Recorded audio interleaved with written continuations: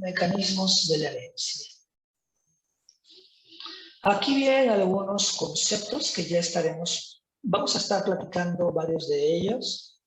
Insisto, muchas cosas yo las platico y seguramente, bueno, es un hecho que no podemos retener todo.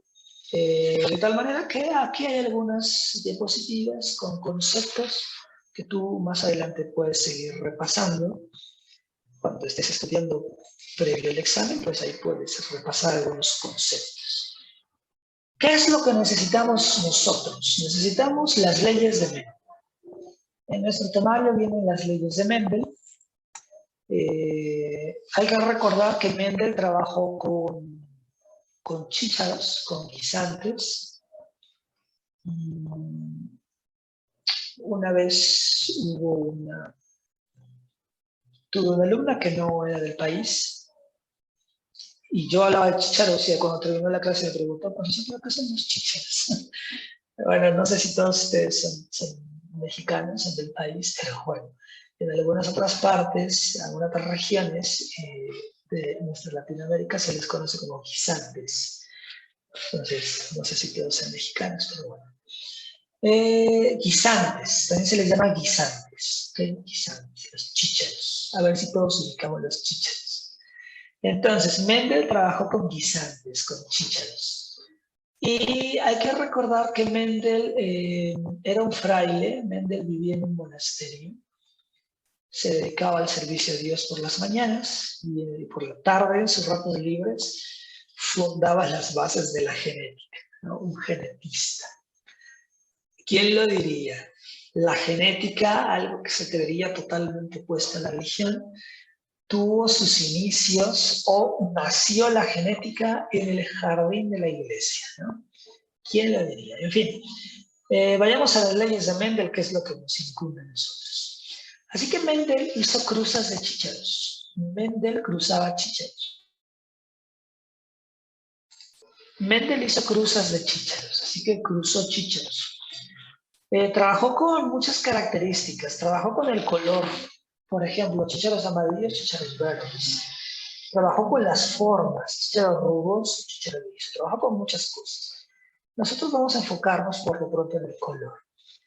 Y se dice que Mendel hacía cruzas de chícharos de hasta 10,000 parejitas, 10,000 cruces. Entonces imagínate lo siguiente, tienes una pareja de chícharos, chícharo amarillo, chícharo verde. Pero Mendel hizo 10,000 cruces, 10,000 parejas, amarillo verde, amarillo verde, amarillo verde. 10,000 cruces, ¿ok? Y Mendel hizo la cruza, sembró en el jardín, tuvo que esperar, no sé cuántos meses tardan en crecer los chícharos, y cuando los chícharos ya vieron los primeros retoños, Mendel iba al jardín, cortaba, recolectaba y contaba, ¿ok? Entonces, fue un proceso muy largo, tenía que hacer las cruzas, sembrar, después de algunos meses, ir a recolectar y contar cuántos, a ver qué había pasado con el experimento. Pues bueno, lo que pasó fue que hizo la cruza entre chícharo amarillo y chícharo verde, y todos los hijos, que Mendel lo llama F1 o filial 1, generación 1 o filial 1, todos los hijos, todos, absolutamente todos, fueron amarillos. ¿Ok? Tienes 10,000 parejas, amarillo, verde, amarillo, verde, amarillo, verde, 10,000 parejas. Se hace la cruza, se siembra, etcétera, todo lo que ya dije. Y después va a contar y encuentra que todos los chícharos son amarillos. Evidentemente hay una característica que domina. A esta característica Mendel la llamó dominante. Y Mendel la denotó con letras mayúsculas. Dominante, letras mayúsculas. La otra característica que parecía se perdía, la llamó característica recesiva. Y en la notación de Mendel se denota con letras minúsculas. Recesivos minúsculos, dominantes mayúsculas. ¿Ok? Debo decir que esto fue allá por 1800. ¿Ok? creo que es de 1820 al 1800, no recuerdo, pero es el siglo XIX. Vaya. Estos experimentos se llevarían a cabo por 1850-60. ¿Qué quiero decir? Que todavía no se conocía el estudio de los cromosomas. La teoría cromosómica surge hasta 1930, algo así. Y esto fue en 1850. Entonces, Mendel todavía no sabía que existían los cromosomas. Es más, todavía no se estudiaba nada de genética. Como lo dije, se considera el padre de la genética. Sin embargo, Mendel tuvo una gran idea, no sé cómo decir. Él dedujo que cada característica física debería estar dominada por un gen. Y cada gen estaba determinado por estos dos que se llaman alelos. ¿Okay? Esta parejita es un gen. ¿Okay? Esta parejita es un gen. Y cada uno de estas letras se llaman alelos. Estos dos alelos forman un gen. Y a Mendel se le ocurrió la maravillosa idea de que probablemente cada progenitor aportaba un gen, un alelo, perdón. Papá aportaba esta A y mamá aportaba esta A. Y estos dos alelos forman un gen. Y un gen es este par de alelos que determinan una característica física. ¿Okay? Acá puedo ver la definición de gen, una unidad fundamental de la herencia que constituye una unidad simple de ADN que codifica para un carácter específico, es decir, para una característica específica en nuestro organismo. El gen es la unidad fundamental de la herencia. Los cromosomas están formados por cientos de miles de genes. Okay. Entonces, la primera ley de Mendel se llama de la uniformidad. ¿Por qué de la uniformidad? Porque las características genéticas se distribuyen de manera uniforme. Lo que yo decía es que el dominante tiene este par de alelos mayúsculas y el recesivo tiene este par de alelos minúsculas.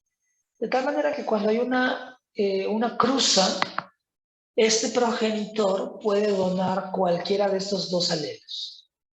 Y este progenitor puede donar cualquiera de estos dos alelos. Entonces, ¿cuáles son las posibles combinaciones? Pues estas son las posibles combinaciones. Esta A mayúscula puede combinarse con cualquiera de estas dos. Aquí está. Y esta otra A también puede combinarse con cualquiera de estas dos, que serían estas. Y todas las características son iguales, A mayúscula, A minúscula, por eso se llama primera ley de Mendel o de la uniformidad. El material genético se distribuye de manera uniforme. Todos son iguales, uniforme. ¿Okay? El enunciado dice cuando se cruzan individuos de dos líneas puras. ¿Qué son líneas puras? Homocigotos, dominantes o recesivos. Estas son las líneas puras. Este es un homocigoto dominante y este es un homocigoto recesivo. Recuerda que la palabra homo quiere decir igual, o sea que tienen sus dos alelos iguales.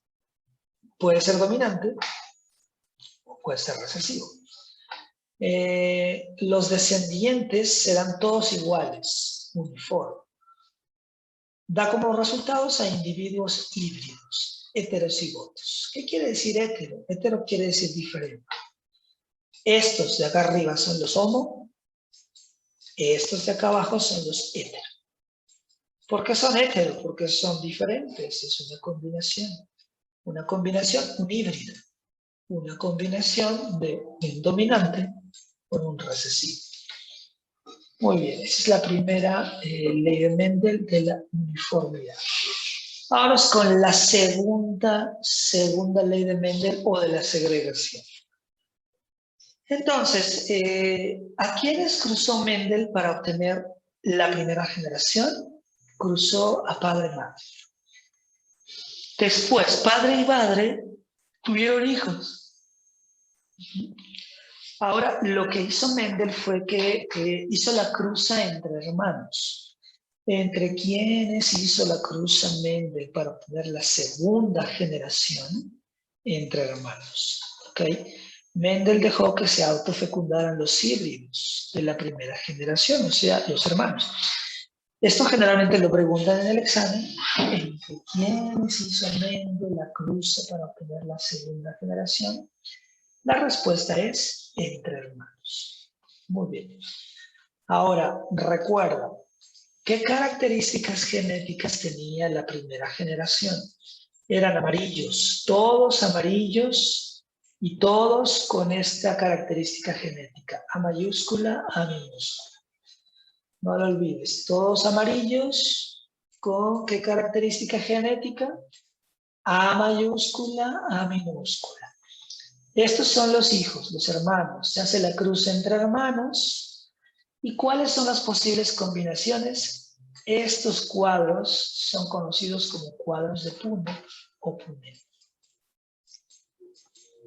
¿Okay? Cuadros de Punnett. Es decir, ¿cuáles son las posibles combinaciones que hay?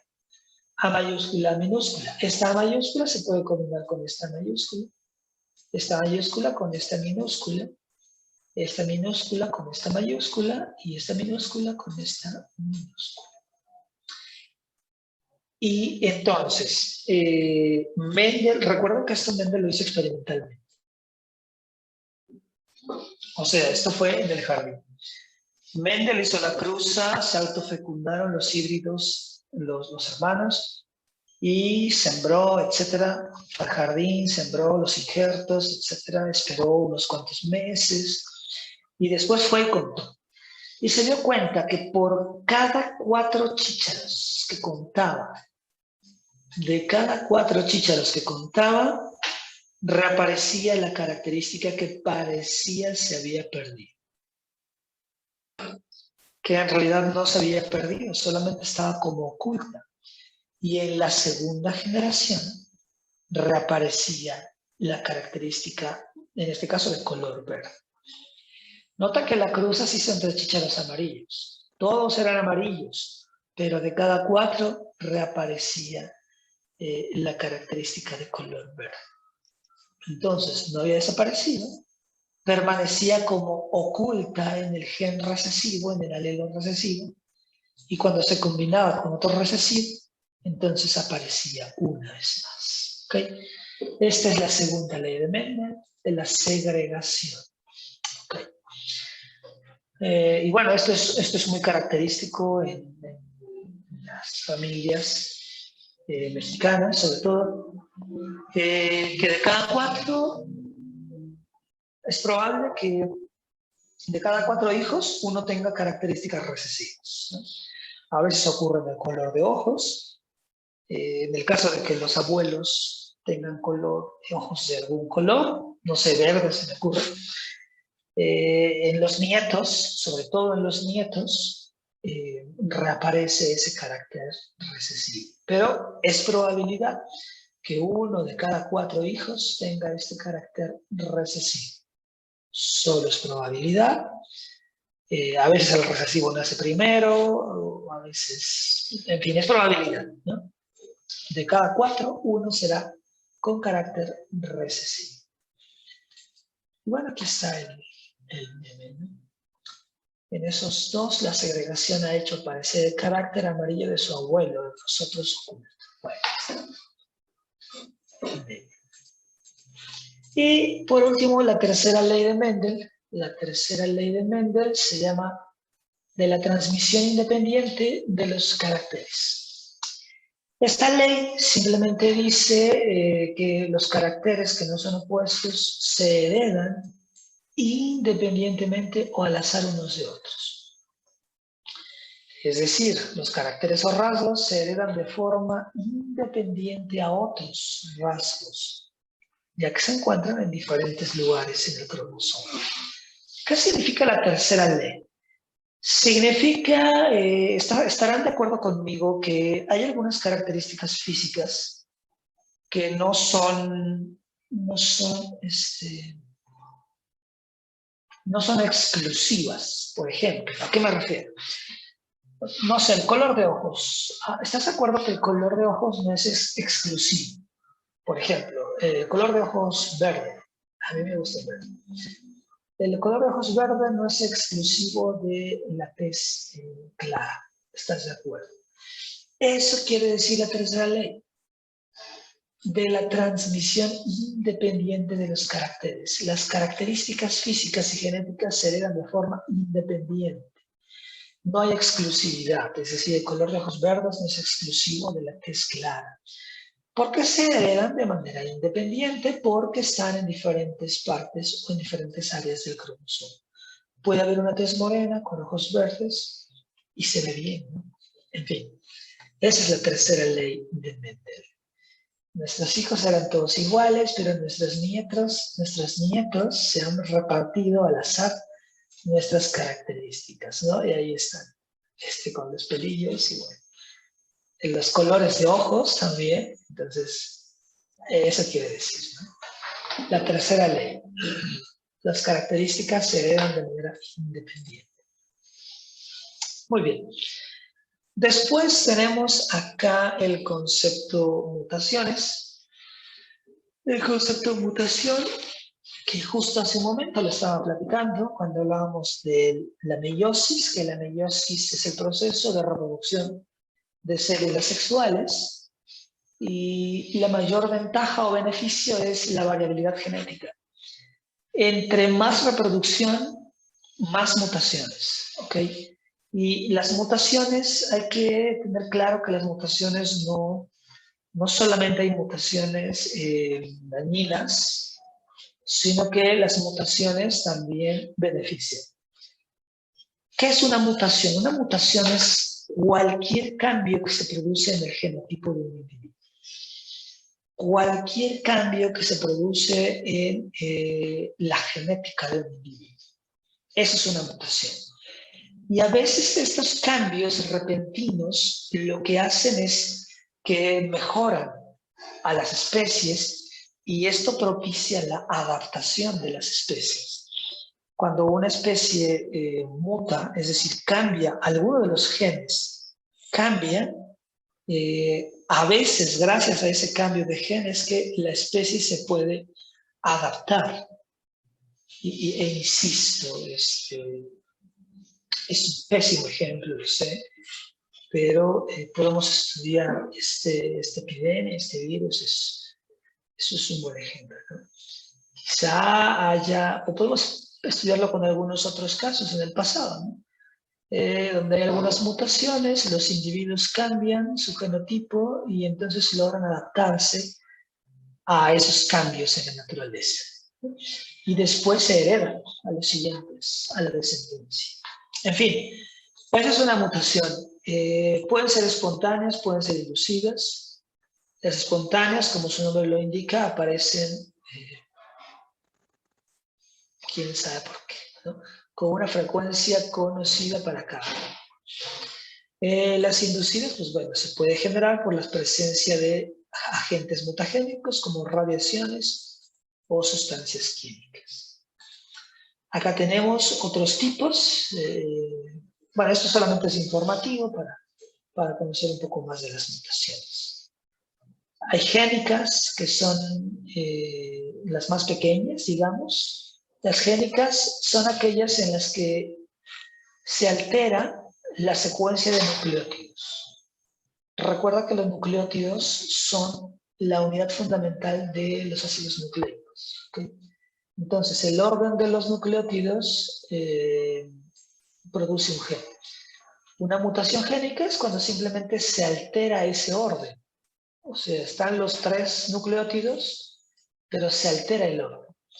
Luego, hay unas mutaciones un poco más grandes que se llaman cromosómicas. Esas mutaciones afectan a un fragmento de un cromosoma que abarca más de un gen. Las génicas es para un gen. Las cromosómicas es para un fragmento de cromosomas que abarca muchos genes. Y las genómicas es cuando es algo más grande, una mutación más grande, cuando afecta a un cromosoma entero o a una serie de cromosomas. Te das cuenta que viene de tamaños, de menor a mayor. ¿Qué te preguntan en el examen? En el examen generalmente te preguntan por esta mutación. Esta mutación es la que debes memorizar para el examen. En el examen generalmente te preguntan cuál es una mutación.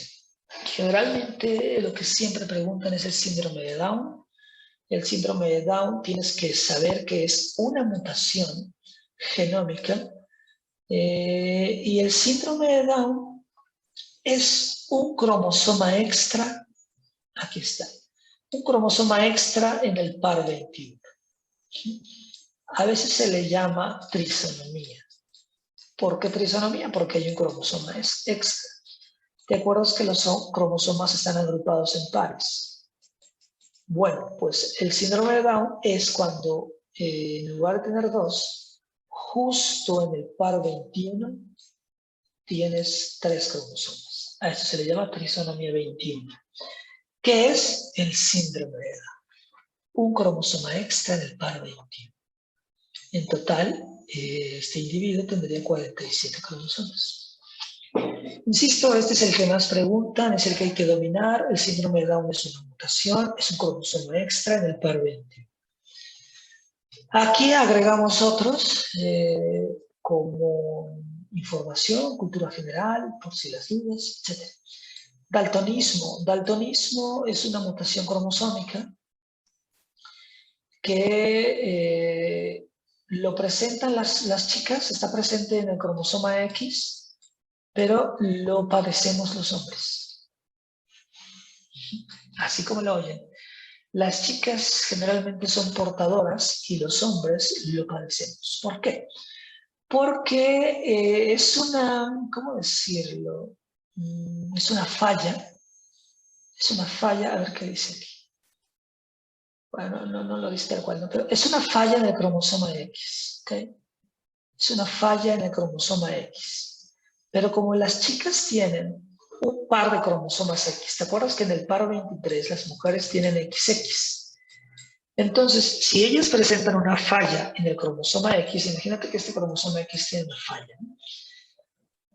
Entonces, ellas no lo padecen porque tienen otro cromosoma X que puede, ¿cómo se dice? Que puede sustituir, digamos, esa falla, que puede solventar esa falla, no se me ocurre otra palabra por ahora. Es decir, tienen dos cromosomas X. Si uno está fallado, está el otro para reparar las fallas. Nosotros los hombres no, porque te acuerdas que los hombres tenemos en el par 23 XY. Entonces, la falla está en el cromosoma X y nosotros solo tenemos un cromosoma X, no tenemos manera de solventar esa falla, de tal manera que nosotros los hombres padecemos esta mutación que se llama daltonismo, que es una dificultad para distinguir el color verde y el rojo.